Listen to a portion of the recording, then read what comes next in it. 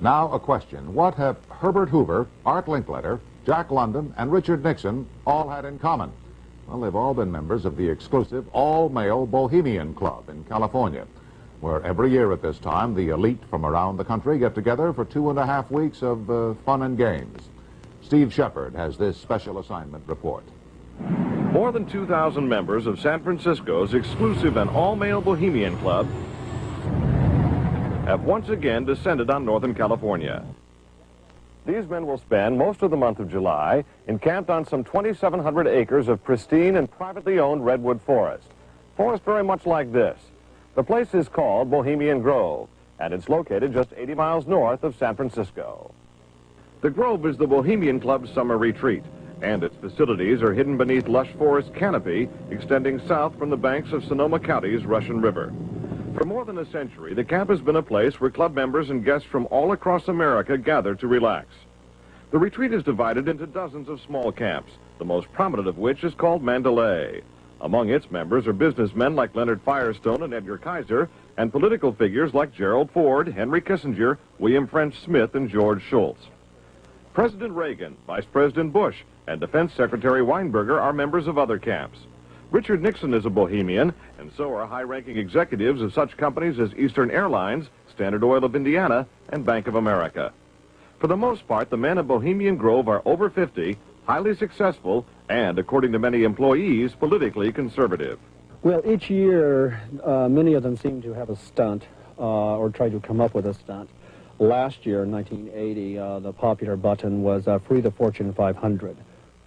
Membership in the Grove is by invitation only and is determined by such factors as social standing, occupation, and personal connections. Privacy is one of the Grove's most cherished virtues. Members may not photograph, record, speak, or write about activities at the retreat. While many public officials are Grove members, the press is a distinctly unwelcome guest. We're from ABC News. Well, get back there. Get back there. Can we talk to somebody in the... Get back there. Anyone willing to navigate a boat up the Russian River can get a glimpse of the northern edge of the compound, but that's about all. Still, there are outsiders who have researched the Grove. Sociology professor William Dumhoff found out enough to write a book on the place. Well, I think it's a playground for the powerful. It's a place where wealthy men from all of the United States gather for 2 weeks to relive summer camp with this ceremony called the cremation of care that begins the 2-week encampment where the body of dull care, symbolizing woes and concerns, is burned on an altar in front of a big owl statue. When that ceremony ends, they all start to cheer and yell and hand each other a beer. Other regular activities include the production of 2 plays, one of which involves major sets, orchestral music, and extravagant costumes. The other play appears to be just a bit on the lighter side, at least judging from these old photos.